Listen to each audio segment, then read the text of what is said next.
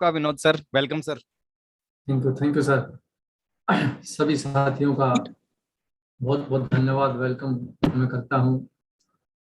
और स्पेशली आदरणीय राकेश शर्मा जी, एक खास व्यक्तित्व के धनी जिसका मैं बहुत आदर सम्मान करता हूँ पूरे दिल से, दिल की गहराइयों से। और आज उनके बीच में मुझे आने का मौका मिला। मैं बहुत खुश हूँ कि आदरणीय राकेश शर्मा जी ने मुझे बुलाया। और आप जैसे सुंदर हंसमुख चेहरों के साथ मेरी बातचीत होगी आज। और आवाज एक बार चेक कर लेते हैं सर, आवाज जो भी एमसी थे अभी, डी के साहब, सर आवाज सही आ रही है? आ रही सर, बहुत अच्छी आवाज आ रही है। Thank you sir. और आज का ये अपना मिलना एक बहुत ही अच्छा, आज जिस प्रकार से आपने शुरू किया और सब लोगों की तारीफ की, पिन वाइज आपने नए पुराने लोगों का स्वागत किया। और मैं पूरे विश्वास के साथ आपको मैं बताऊं कि आज हमारा मिलना सार्थक रहेगा। और मैं आपसे ये भी चाहता हूं कि हमारी ये मीटिंग एक परिणाम में बदलनी चाहिए, रिजल्ट में बदलनी चाहिए। क्योंकि दोस्तों, सुनना और सुनाना तो बहुत रहता है। आप कभी किसी को सुनते हैं, कभी किसी को सुनते हैं, कभी कोई आता है, कभी कोई आता है। बात यहाँ तक खत्म ना हो कि सुना और सुनाया और ताली बजाई, बहुत अच्छा था, अच्छा लगा। ये तो हम लोग फिल्म देखते थे तब भी होता था कि यार बहुत अच्छी फिल्म लगी और ताली बजाई और अच्छा लगा और वहां से आ गए साथियों। लेकिन ये वो फिल्म नहीं है कि किसी और के लिए ताली बजाई और ये बोल दिया अच्छा लगा। ये तो वो फिल्म है साथियों जिसके हीरो आप खुद बन सकते हैं। ये तो वो कहानी है जो आप खुद साथियों इसको लिख सकते हैं, खुद इस इतिहास में। कहते हैं कि कुछ इतिहास पढ़ते हैं और कुछ इतिहास रचते हैं। तो साथियों, हम लोग इतिहास पढ़ने वाले नहीं हैं, बल्कि हम लोग इतिहास रचने वाले हैं। साथियों, जैसे अभी बताया कि मैं गवर्नमेंट जॉब पे था, गवर्नमेंट जॉब के साथ साथ मैंने सिस्टम की शुरुआत की थी। 2006 तक मैंने अपनी जॉब के साथ साथ शुरू किया था। उसके बाद से मैंने फुल टाइम आरसीएम को शुरू किया था। आदरणीय अत्री साहब जी मेरी अपलाइन है, उन्होंने मेरे को सिस्टम की साथियों जानकारी दी थी, जिसकी आज हो सकता कुछ साथी पहली बार इस मीटिंग में स्क्रीन पे हो। पहली बार जब कोई साथियों इस बिजनेस की बात सुनता है, इस बिजनेस के बारे में सुनता है, उसका अपना अपना एटीट्यूड है, उसका अपना अपना दृष्टिकोण है, उसको किस नजरिए से लेता है। मैं और अत्री साहब एक ही स्कूल के अंदर जॉब करते थे, अच्छा रिलेशन हमारा था। खाली समय होता था, चाय पीते थे, बैठते थे, बात करते थे। और साथियों, अचानक अत्री साहब जी ने एक बार आरसीएम के बारे में बताया। और जब पहली बार कोई साथी ये बताता है कि आपकी इनकम करोड़ों रुपए में हो जाएगी, लाखों रुपए का आपका चेक आएगा, तो ये कहीं न कहीं बात हजम नहीं होती कि यार इतना पैसा ये मात्र 1200-1300 रुपए से कैसे आ जाएगा। तो साथियों, हर किसी चीज को देखने का, सुनने का, समझने का अपना अपना एक एटीट्यूड होता है, एक नजरिया होता है, दृष्टिकोण होता है। किस प्रकार से उस चीज को लेते हैं। ये 1000 रुपए, ये 1200 रुपए, अगर इसको सोच के हम लोग अगर ये 1200 रुपए मान के सिस्टम की शुरुआत करते, तो कहीं न कहीं हम थोड़ा सा हमारा एटीट्यूड उस तरफ नहीं जाता जिस तरफ जाना चाहिए। क्योंकि 1000, 1200 या 1500 रुपए का तो सिस्टम नहीं हो सकता। अगर आज लाखों रुपए की इनकम बहुत सारे हिंदुस्तान से साथी ले रहे हैं, तो साथियों मामला ये हजारों का तो नहीं है। ये बात तो सबसे पहले अपने को समझनी पड़ेगी कि मामला हजारों का नहीं है। तो साथियों, जब अत्री साहब जी ने मेरे को ये बात बताई, जिस प्रकार से आज आप कुछ साथी नए हैं, कुछ साथी पुराने हैं, कुछ साथी काफी सीनियर हैं, बहुत सारे emerald star, emerald Ruby star, Ruby का नाम आपने लिया। कुछ साथी इस प्रकार से इस बिजनेस को समझने वाले हैं, इस प्रकार से जानने वाले हैं। तो साथियों, सारे साथी आज मिलजुल के पूरे हिंदुस्तान से हम यहाँ पर हैं। तो साथियों, जब अत्री साहब जी ने बताया कि लाखों करोड़ों रुपए की इनकम आएगी और एक मीटिंग के बारे में बताया, जैसे आज हम लोग इस मीटिंग में एकत्रित हैं, इस प्रकार से जब वहां पे अत्री साहब जी ने बताया कि लगभग शाम के 6 बजे कोई मीटिंग होती है, व्हाट्सएप का जो केबल नेटवर्क उसके पीछे कोई ऑफिस होता था, वहां पर कोई मीटिंग, और वहां पर वो मेरे को लेके गए।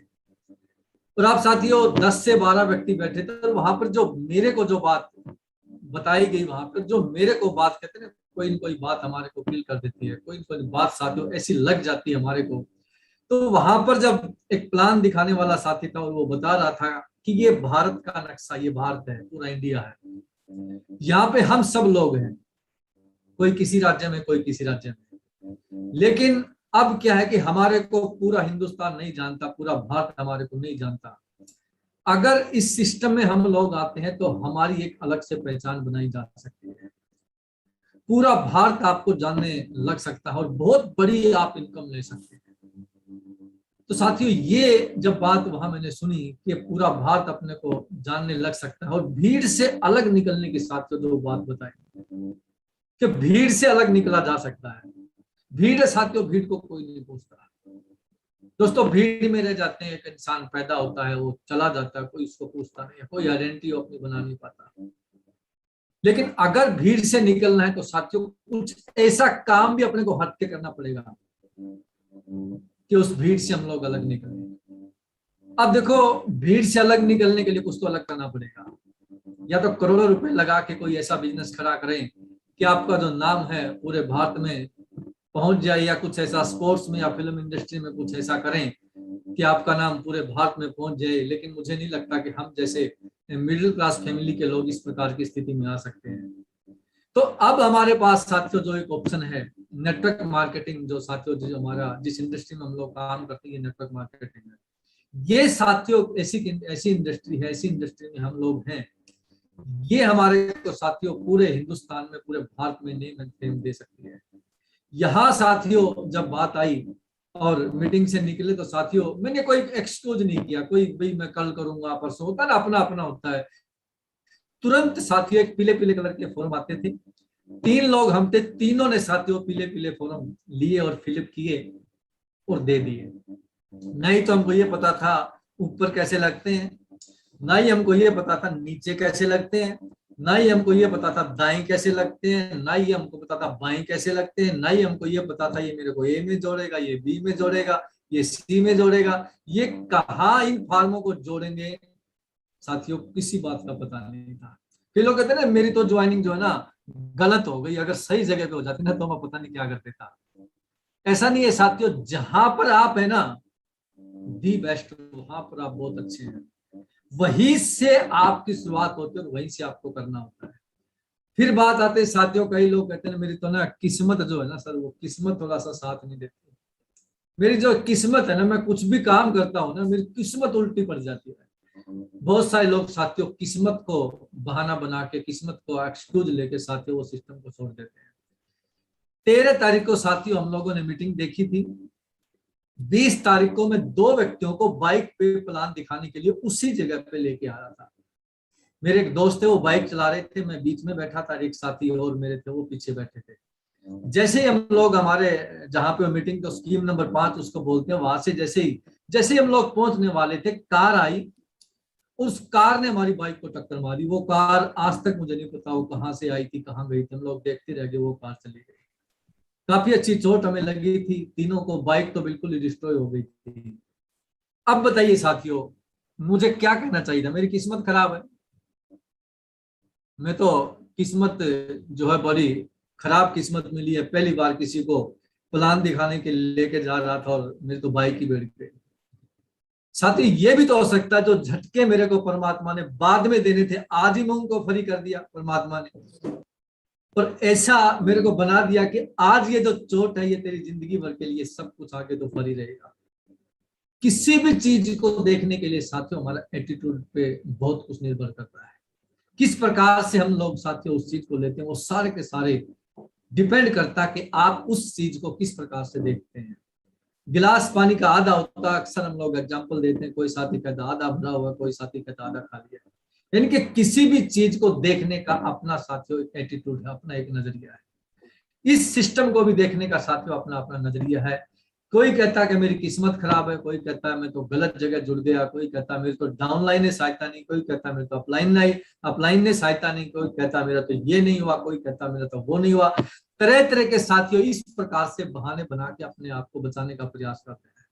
लेकिन मेरे दोस्तों, साथियों, मित्रों, प्यारों, मैं ये बात आपको बिल्कुल दावे के साथ कह सकता हूं, क्योंकि मेरा 20 साल का अनुभव है। मैं अनुभव आज आपके सामने शेयर कर रहा हूं और मैं पूरा विश्वास दिलाता हूं कि मेरे अनुभव से आपको प्रेरणा मिलेगी, आपका बिजनेस बढ़ेगा, आपका लेवल चेंज होगा, आपका ड्रीम जो है वो और बड़ा होगा और आपके घर में जो इनकम आती है वो साथियों और बढ़ेगी। क्योंकि इस प्रकार से साथियों जब मैं सिस्टम में आया तो मेरा शरीर जो है ना वो थोड़ा सा एवरेज से पतला है। तो मैं जब भी प्लान दिखाने जाता तो साथियों बहुत सारे लोग बोलते कुछ खा पी लिया करो, ऐसा कुछ मतलब बात करते। तो जब ये बात आती तो जैसे जैसे लोग साथियों इस प्रकार की बातें करते मैं और मजबूत होता। मेरी ये खूबी मैं कह सकता हूं कि साथियों किसी भी चीज को साथियों कमजोरी मत बनने दो। किसी भी आपके माइनस पॉइंट को दुनिया माइनस पॉइंट बता सकती है। मैं शरीर से पतला था, दुनिया ने मेरा माइनस पॉइंट माना, लेकिन मैंने साथियों उसी पॉइंट को प्लस मानते हुए ये कहा कि इसी शरीर से मैं कुछ ऐसा करके दिखाऊंगा जिससे बहुत सारे लाखों करोड़ लोग नहीं कर पाए। तो साथियों वही चीज हुआ, वही जो बहुत सारे साथी, कुछ साथियों ने जब हम प्लान दिखाने जाते थे तो कुछ सारे साथी दूसरे प्रकार के कंपनियां भी साथियों लेके आते थे। और दूसरी कंपनी का जब साथियों कोई प्लान दिखाता है ना तो अपने को बड़ा ये लगता है क्योंकि वो उस बात को बड़ा बढ़ा चढ़ा के बोलता है।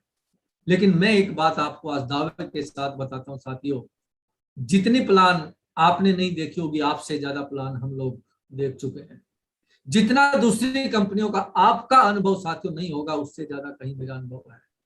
आदरणीय राकेश शर्मा जी विराजमान है, इनका मेरे से भी ज्यादा अनुभव है। मैं दावे के साथ साथियों आपको ये बात बोलता हूँ, आरसीएम से बेस्ट कोई कंपनी नहीं है। क्यों नहीं है मैं यही बताता हूँ, वैसे नहीं मैं कह रहा कि वैसे ही मैंने बोल दिया आरसीएम से बढ़िया कोई कंपनी नहीं है।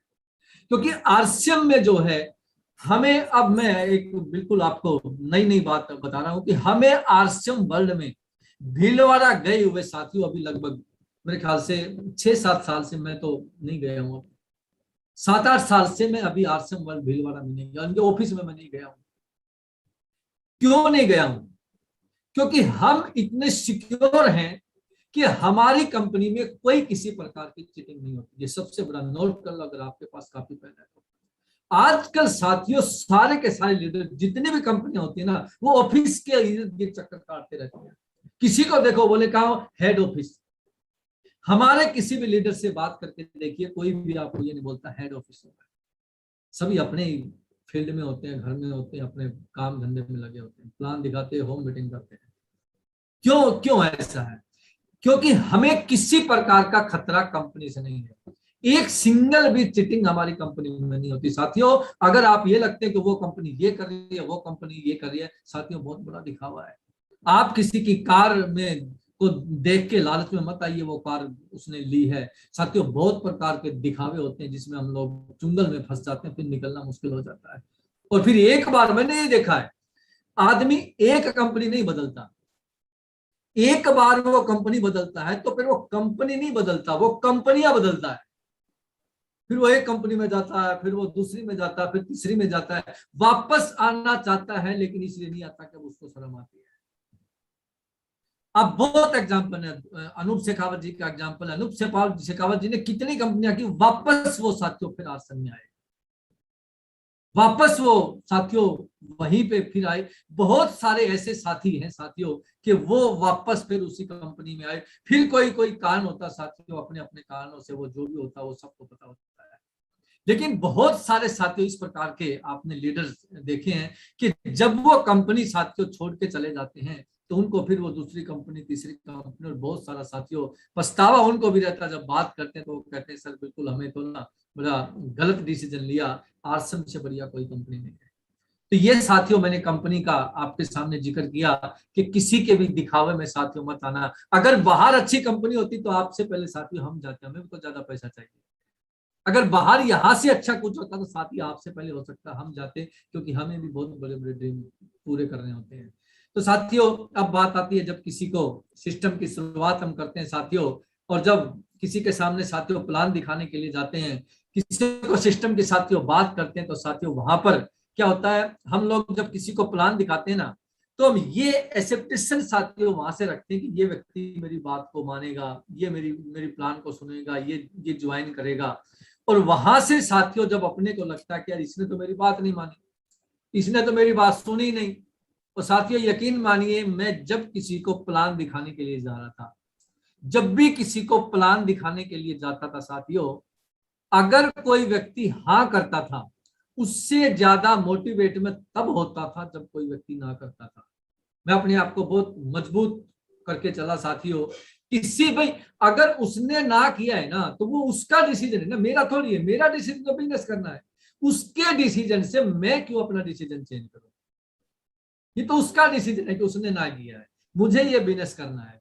तो इसलिए साथियों, किसी भी साथी जब किसी को प्लान दिखाने के लिए जाते हैं, जब भी किसी से बात करते हैं तो साथियों उसका डिसीजन है वो यस करेगा या नो करेगा, लेकिन अपना डिसीजन फाइनल है कि मुझे सक्सेस चाहिए, मुझे कामयाबी चाहिए।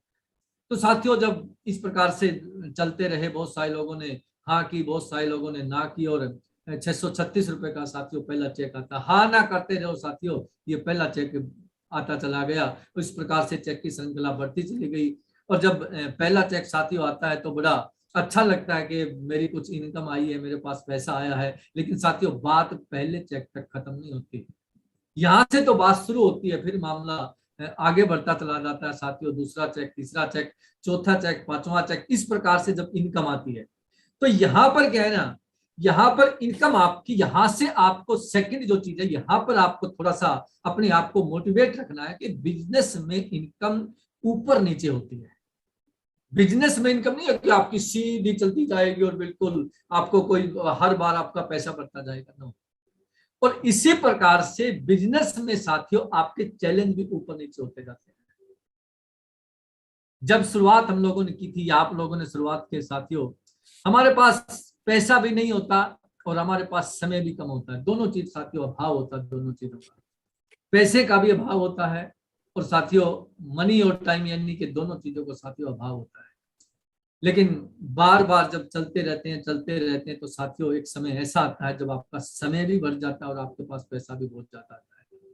लेकिन उस जगह तक पहुंचने के लिए आज साथियों शुरुआत जहां से हमने की थी वहां से साथियों चलना, जो जिस प्रकार से प्लान दिखाने से लेकर हमारी अचीवमेंट तक है, वहां तक साथियों जो पहुंचने का बीच का जो एक प्रोसेस है उसको साथियों में लेके चलना पड़ता है।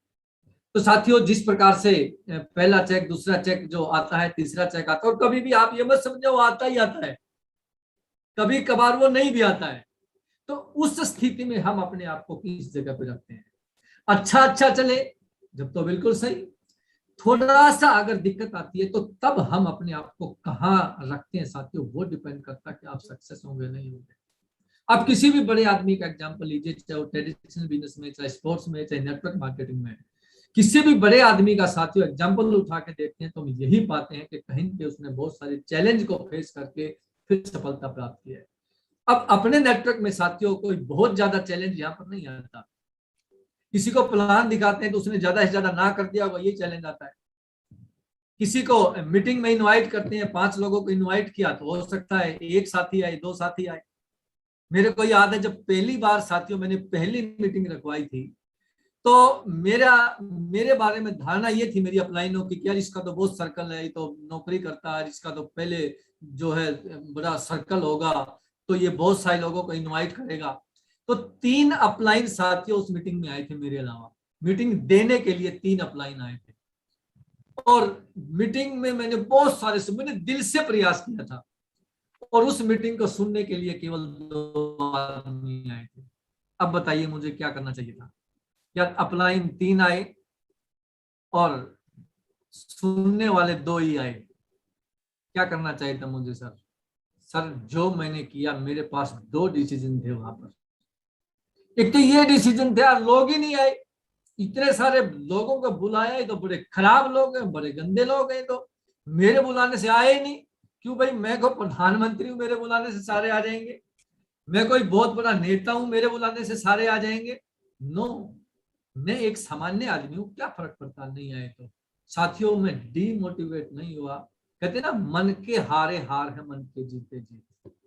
सारा ये खेल आपके मन से शुरू होता है। अगर आप मन से मजबूत हैं, आपका मन मजबूत है, तो किसी भी स्थिति में आपको दुनिया की कोई ताकत डावाडोल नहीं कर सकती। अगर आपका मन कमजोर है, फिर आपके मीटिंग में बुलाने से लोग नहीं आए तब आप हार जाएंगे। आपने प्लान दिखाया, लोगों ने ज्वाइन नहीं किया, आप तब हार जाएंगे। आपका कोई ईगल रनर विनर आपका लेवल था, थोड़ा सा छूट गया, आप तब हार जाएंगे। ये कारण पता नहीं होते, साथ में मन से मजबूत नहीं होते। मन हमारा कमजोर होता है, कहीं न कहीं शक के घेरे में मेरे साथियों, दोस्तों, मित्रों, प्यारों, हमारा मन होता है कि यार मैंने तो ना रॉयल्टी का प्रयास किया था और रॉयल्टी तो आ ही नहीं रही। साथियों, रॉयल्टी बनी अपने लिए, हो जाएगी कहाँ? 1 साल में रॉयल्टी आती है, 2 में आती है, 3 में आती है, 4 में आती है, 5 में भी आती है, तो साथियों क्या फर्क पड़ता है? लेकिन अगर हम सही तरीके से प्रयास करते हैं तो साथियों रॉयल्टी आज 6-6 महीने में भी आ रही है। 6-6 महीने में साथियों रॉयल्टी आ रही है। 1-1 साल से पहले लोग साथियों टेक्निकल ले रहे हैं। तो वो जो स्थिति होती है साथियों, दोनों के सामने एक स्थिति होती है। जिसने 2-4 साल लगाए उसके सामने भी स्थिति वही थी, और 1 साल में जो टेक्निकल किया उसके सामने भी स्थिति यही थी। सेम सिचुएशन, सेम कंपनी से साथियों, कहीं न कहीं तो फर्क रहा होगा, कहीं न कहीं तो उसके काम करने में, उसके चलने में, उसके तरीके में साथियों फर्क रहता है। वो रहता साथियों एग्रेसिव वर्किंग का।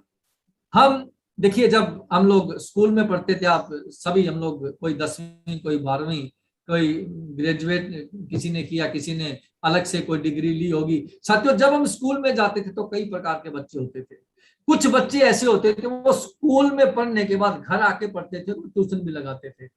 और कुछ बच्चे ऐसे थे तो वो स्कूल में ही पढ़ते थे, घर आके नहीं पढ़ते थे, होमवर्क नहीं करते थे, ट्यूशन भी नहीं जाते थे। तो जिसने एक्स्ट्रा वर्क किया उसके पास साथियों रिजल्ट भी एक्स्ट्रा आए। जिस बच्चे ने एक्स्ट्रा ट्यूशन क्लास अटेंड की उसके पास रिजल्ट भी एक्स्ट्रा आए, और जिसने नॉर्मल काम किया तो उसके पास नॉर्मल आए। तो अब आपको, हमें इसमें इंक्लूड मी, मैं सब शामिल है, आपको और हमें अपनी वर्किंग साथियों चेक करनी है कि हमारी नॉर्मल वर्किंग है या अब नॉर्मल वर्किंग है।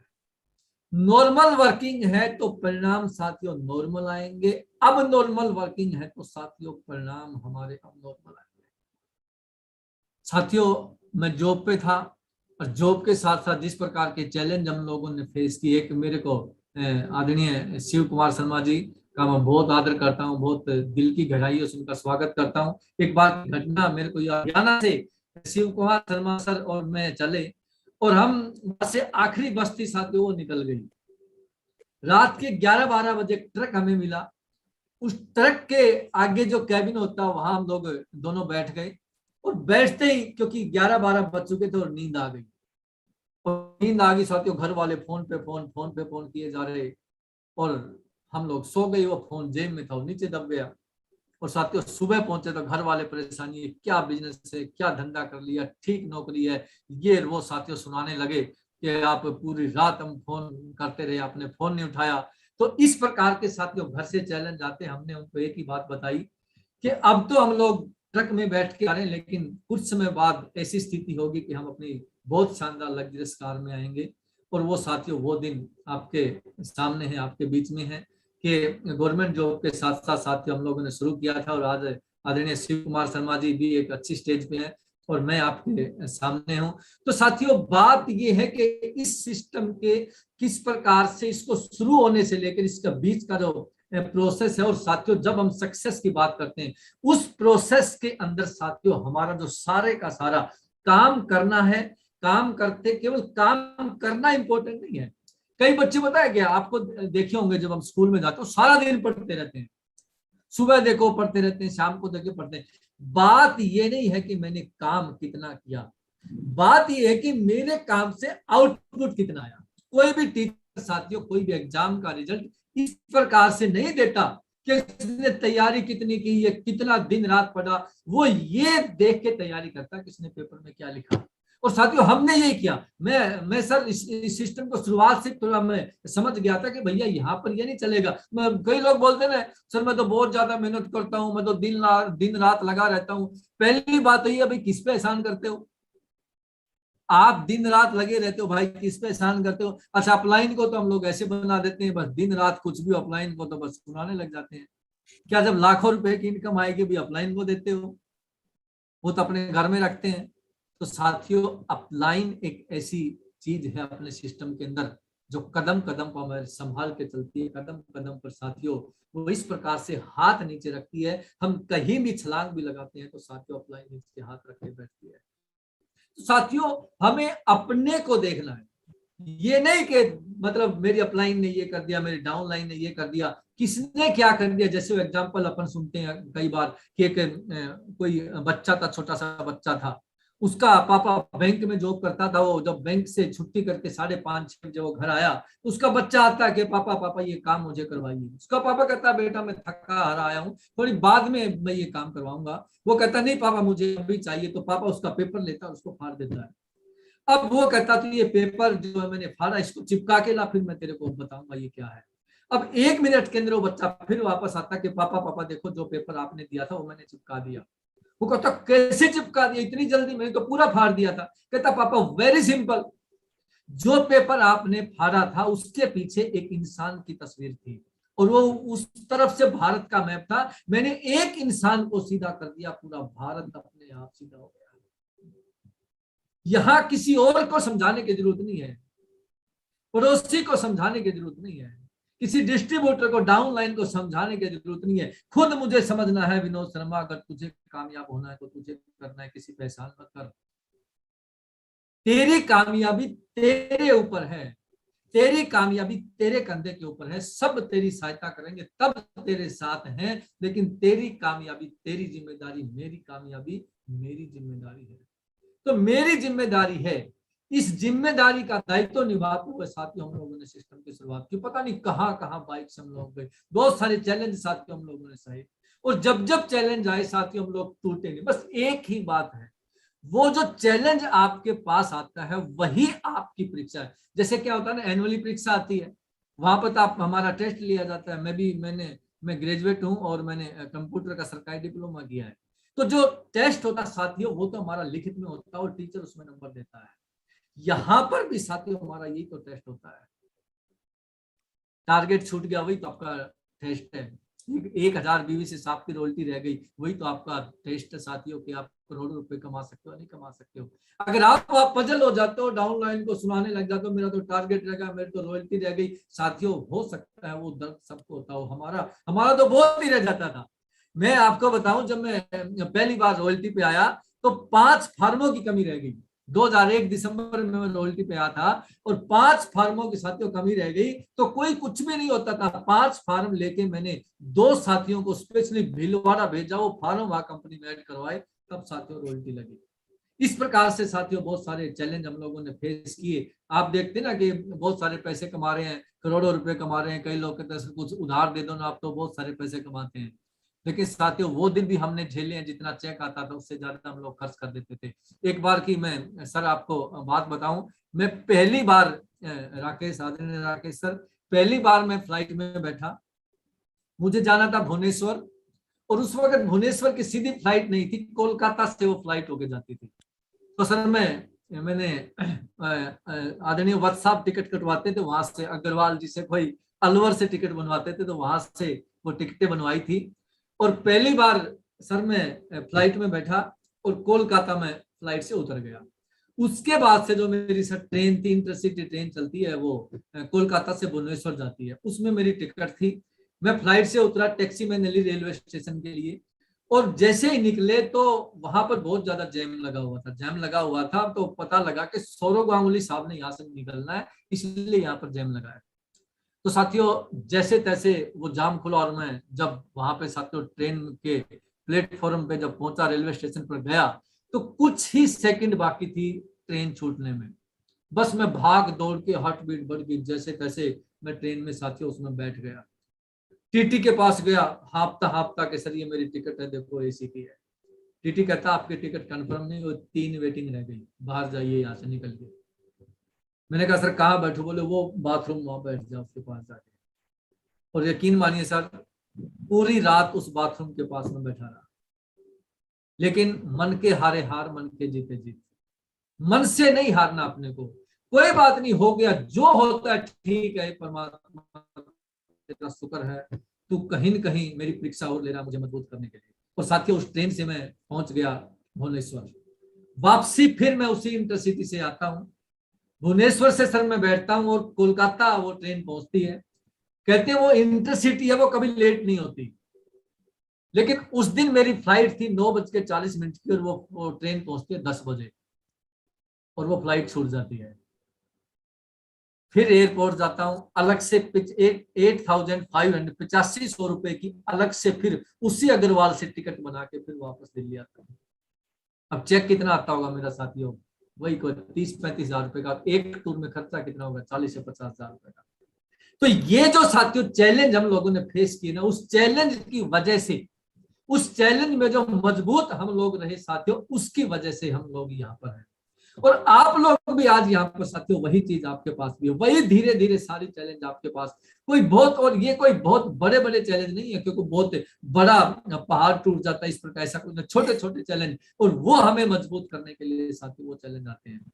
और साथियों इनकम बढ़ती चली गई, और लगभग एक, जैसे दिसंबर में मैं रॉयल्टी पे आया था, धीरे धीरे धीरे रॉयल्टी की इनकम बढ़ती चली गई। फिर हम लोग टेक्निकल पे आए, और 2005 का मैं साथियों, जैसे 5 साल का हम लोग बोलते हैं, 5 साल का कोर्स है, 5 साल का कोर्स है। कई लोग बोलते हैं सर मेरे को तो हो गए 5 साल। सर वो मेरे तो नहीं आए लाखों रुपए। 2 प्रकार के 5 साल होते हैं साथियों, एक काम करने वाले 5 साल और एक गिनने वाले 5 साल। आप गिनते हो, आज मेरे को 1 साल हो गया, 1.5 साल हो गया, 2। गिनने वाले 5 साल नहीं, काम करने वाले 5 साल की बात है। और मैं विनोद शर्मा डेफिनेटली मेरे सभी साथियों को ये दावे के साथ बोल सकता हूं स्क्रीन के ऊपर कि अगर 5 साल सही तरीके से आपने काम किया तो वास्तव में आपकी जिंदगी बदल सकती है, आपकी तकदीर बदल सकती है। आप कुछ भी करते हैं, आप जॉब करते हैं, आप फैक्ट्री में करते हैं, आप दुकान करते हैं, लेकिन आपकी पहली प्रायोरिटी आरसीएम होनी चाहिए। ये नहीं कि मतलब कभी शादी आ गई तो आरसीएम छोड़ दिया। सबसे पहले हम पता कर, कुछ भी हो जाए किसको ताला लगाते हैं, ले भैया आरसीएम का शटर बंद। बारिश आ गई आरसीएम का शटर बंद, शादी आ गई आरसीएम का शटर बंद, कुछ भी हो गया आरसीएम का शटर बंद। सबसे पहले शटर किसका गिराते हैं, आरसीएम का, क्योंकि लगा कुछ नहीं ना। यही तो गलती कर दी टीसी सर ने ना, बड़ा सस्ते में शुरू कर दिया, इसलिए इसकी वैल्यू नहीं समझते। हम इंडियन है ना, भारतीय लोग हैं, पैसा लगे तो उसकी वैल्यू हम लोग समझते हैं, और फ्री में मिल जाए ना फिर वहां की वैल्यू हम लोग नहीं समझते।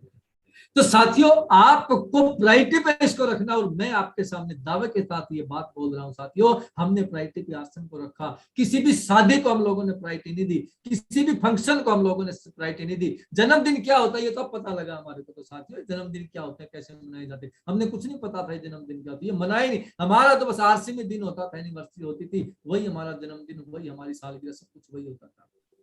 तो साथियों ये जो इस आरसीएम को प्रायोरिटी देने की बात है, और कहते हैं जिस चीज को आप प्रायोरिटी दोगे तो वो काम भी तो आपको प्रायोरिटी देगा। तो साथियों इस प्रकार से चलते चले गए, इस प्रकार से बढ़ते चले गए आगे की आगे, और इस प्रकार से साथियों सक्सेस आपके बीच में मिलती चलेगी। लेकिन कहते हैं सक्सेस कोई एंड नहीं है साथियों, सक्सेस तो आपकी शुरुआत है। जितनी जहां से आप सक्सेस के लिए, तो इसकी कोई लिमिट नहीं है साथियों कि कितनी सक्सेस आपके पास आ सकती है। और यहाँ तो साथियों कितना भी आप चाहे वहां पे साथियों प्राप्त कर सकते हैं। कहते हैं आपका बर्तन साथियों वो जो है वो बड़ा होना चाहिए। कहते हैं कि समुद्र से आप पानी निकालने के लिए जा रहे हैं, और आपके पास है ही एक छोटा लोटा या छोटा सा टब आपके पास है, तो साथियों समुद्र की गलती नहीं है, वो तो साथियों आपकी गलती है। क्योंकि समुद्र के पास तो पानी बहुत है साथियों, अगर पानी थोड़ा लेके जा रहे हैं तो साथियों कहीं कहीं गलती हमारी है। इसलिए आरसीएम तो साथियों एक समुद्र है, और इस समुद्र से साथियों अगर हम थोड़ा पानी निकालते हैं, उसी प्रकार से आरसीएम रूपी समुद्र से भी कम इनकम लेते हैं, तो साथियों कहीं न कहीं वो गलती तो फिर हमारी है। कहीं न कहीं साथियों हमसे ही वो कोई न कोई चीज छूटी है, जो चीज साथियों होनी चाहिए थी, तो कहीं न कहीं वो चीज हमसे छूटी है। और थोड़ा सा मैं स्क्रीन का सहारा आपके बीच में लूंगा, और साथियों ये यहाँ पर एक की रखी है और इसके नीचे रखा नॉलेज। कहते हैं साथियों किसी भी सिस्टम की शुरुआत आपकी नॉलेज से होती है। अगर हमें नॉलेज नहीं है किसी काम को करने की, चाहे वो साथियों कि जैसे हम लोग कार अगर कितनी महंगी कार, कितने कार साथियों वो 40 लाख रुपए की है, कार साथियों 50 लाख रुपए की है, अगर उसको चलाने की नॉलेज नहीं है तो साथियों वो कार किसी काम की नहीं है। इसी प्रकार से नेटवर्क भी अगर आपको बढ़ाने की साथियों नॉलेज में, देखो 2 चीजें होते हैं साथियों, एक होता है नेटवर्क को बनाना और एक होता है नेटवर्क को बढ़ाना। बनाना आपने 5, 10, 20 लोग जोड़े, आपका नेटवर्क बन गया। अब उसको बढ़ाने के लिए तो आपको नॉलेज की जरूरत पड़ेगी ना। और साथियों नॉलेज, ये मीटिंग सेमिनार यहाँ से साथियों, इससे बेहतरीन नॉलेज साथियों दुनिया में कहीं मिल नहीं सकती। ये सबसे बेहतरीन नॉलेज है साथियों। अब ये देखना हमें कि हमारी लड़ाई किस चीज से है। हमारी लड़ाई किसी और से नहीं है साथियों, हमारी लड़ाई मिलावट की मार से है। लिखा मिलावट की मार सब लाचार। आज साथियों इनको कितना भी आप दंड दे लो, कितनी सजा दे लो साथियों, सब लोग लगे हैं एक दूसरे को मिलावटी सामान देने। सब्जी वाला केमिकल मिला के सब्जी देता है, दूध वाला पानी मिला के देता है, तरह तरह के साथियों हल्दी जैसी, मिर्च जैसी चीजों में साथियों ईंटें मिला दी जाती है और वो चीजें साथियों फिर आगे पेश की जाती हैं। और कितना भी इनके ऊपर साथियों सख्त कानून हम रख लेते हैं, लेकिन इसका कोई इलाज नहीं है। हमारा यही तो सर हमारे पास है कि देखिए ये लोग फिर बोलते हैं कि आप कुछ भी हो, जुबान केसरी। अब ये कहता है अब मैं अकेला नहीं हूं भाई, मैं भी तेरे साथ आ गया ना, जुबान केसरी मैं भी बोलूंगा। ये साहब कहते हैं रेड एंड व्हाइट पीने वालों की तो बात ही कुछ हो रहा है। हमारी लड़ाई इनसे है, क्योंकि हमारे पास जो प्रोडक्ट है साथी ये देखिए, ये प्रोडक्ट हमारे पास है, ये बिल्कुल साथियों दावे के साथ हम किसी को बोल सकते हैं कि ये प्रोडक्ट हमारे स्वास्थ्य के लिए बेहतर है, ये प्रोडक्ट हमारे स्वास्थ्य को बेहतर करते हैं, ये प्रोडक्ट का साथियों इस्तेमाल करते हैं तो हमारी हेल्थ जो है वो सदैव के लिए सही रहती है। तो ये हमारे पास है, ये दुनिया को देती है। हम लोग कोई मिलावट का सामान नहीं देते, हम एक जेन्युइन साथियों ओरिजिनल प्रोडक्ट दुनिया के सामने पेश करते हैं। ये साथियों हमारे न्यूट्रिशन के प्रोडक्ट हैं। अब ये साथियों देखिए, हम बार बार एक सिस्टम की बात करते हैं, सिस्टम की बात करते हैं साथियों, ये देखिए घोड़े जो है ना रेस लगा रहे हैं। अब ये जो घोड़े रेस लगा रहे हैं साथियों, यहाँ देखने की बात, थोड़ी सी सोचने की बात साथियों ये है कि ये भी घोड़े हैं और ये भी घोड़े हैं, लेकिन फर्क साथियों आप यहाँ साफ साफ नजर आ रहा है कि ये घोड़े ना बेलगाम है और ये जो घोड़े हैं ना ये साथियों इनकी लगाम है। इन घोड़े का कोई टारगेट नहीं है, ये कहाँ जाएंगे कहाँ नहीं जाएंगे। जैसे अभी मिशन एनिवर्सरी सितंबर का महीना हमारा टारगेट है, तो हमें मिशन सितंबर में ये नहीं बनना, इस प्रकार का रेसर बनना है। हमारा टारगेट हो कि मेरी टीम से इतनी रॉयल्टी आएंगी। और कई साथी से जब बात करते हैं भाई आपका क्या टारगेट है, तो वो कहता सर मैं मेरी रॉयल्टी निकाल दूंगा। ये महीना अपनी रॉयल्टी निकालने का नहीं है, ये महीना तो साथियों टीम की रॉयल्टी निकालने का है। तो अगर हम साथियों सिस्टम से हैं, अगर हम इस प्रकार से एक सिस्टम की तरह दौड़ लगाते हैं तो साथियों सफलता डेफिनेटली हमें मिलती है। और साथियों देखिए ये पूरी टीम है, टीम में कोई छोटा या कोई बड़ा नहीं होता साथियों, टीम में हर किसी चीज की वैल्यू अपने को समझनी है। छोटे से छोटा आपको ये लगता है कि ये क्या करेगा, वो भी साथी डिस्ट्रीब्यूटर इस प्रकार की कोई टीम साथियों अपने को दे देता है कि वहां से बहुत बड़ा बिजनेस साथियों खड़ा हो जाता है। तो टीम वर्क साथियों, टीम कभी भी छोटी बड़ी नहीं होती, हर व्यक्ति का साथियों इंपॉर्टेंट उतना ही होता है जितना एक सामान्य डिस्ट्रीब्यूटर का होता है, या जाओ आपको लगता है कि ये बहुत बड़ा काम कर सकता है, सबका इंपॉर्टेंट। ये देखिए साथियों यहाँ पर ये जब गुरु द्रोणाचार्य जी ने साथियों बहुत सारे, जैसे अर्जुन को यहाँ पे मछली की आंख आपके स्क्रीन पे देख पा रहे हैं, स्क्रीन सही आ रही है सर? सर स्क्रीन सही आ रही है ना? सही आ रही गुरु जी, सही आ रही है सर। Thank you sir. ये देखिए साथियों, ये अर्जुन जब तीर मछली की आंख में साथियों लगाया, उससे पहले गुरु द्रोणाचार्य जी ने सबसे पूछा था भी आपको क्या दिखाई दे रहा। किसी ने कहा गुरुदेव मुझे चिड़िया दिखाई दे रही है, किसी ने कहा पेड़ दिखाई दे रहा, किसी ने कहा पत्ता दिखाई दे रहा। एक अर्जुन ऐसा था साथियों जिसने ये कहा था मुझे तो गुरुदेव केवल चिड़िया की आंख दिखाई दे रही है। तो साथियों निशाना सीधा कहा गया था चिड़िया की आंख में। तो जब साथियों हमारा एम सही होता, हमारा लक्ष्य सिद्ध होता कि मुझे टेक्निकल चाहिए, मुझे रॉयल्टी चाहिए, इसके अलावा मुझे कुछ दिखाई नहीं देता, तो साथियों हमारे पास सीधे किसकी रॉयल्टी आती है, हमारे पास टेक्निकल आता है। और ये देखिए साथियों जो लक्ष्य में खो गया समझो वही सफल हो गया। साथियों हम लोग लक्ष्य में खोए तो सफल हो गए, आप लक्ष्य में खो जाएंगे तो साथियों सफल हो जाएंगे। हमारा टारगेट कई बार डगमगा जाता है, ठीक है सर जो होगा ठीक है चल रहा है सर, इस प्रकार से अगर काम करते हैं तो साथियों फिर रिजल्ट भी उसी प्रकार से हमारे पास आते हैं। तो साथियों हमारा लक्ष्य क्लियर होना चाहिए, मुझे रॉयल्टी पे जाना है, मुझे टेक्निकल पे जाना है, क्योंकि वो लक्ष्य ही हमें रॉयल्टी टेक्निकल पे ले जाता है। और देखिए ये साथियों एक अच्छा लीडर जो होता है, एक अच्छे लीडर में और महान लीडर में फर्क क्या होता है। महान लीडर साथियों लोगों को सफल करने की संभावना तलाशता है, और हम सभी साथियों महान लीडर हैं, हम लोगों को सफल करने के बिजनेस में हैं। किस प्रकार से लोगों को सफल किया जाए, परमात्मा ने ये शक्ति ये पावर साथियों हमें दी है कि हम लोगों को सफलता की ओर ले जा सकें।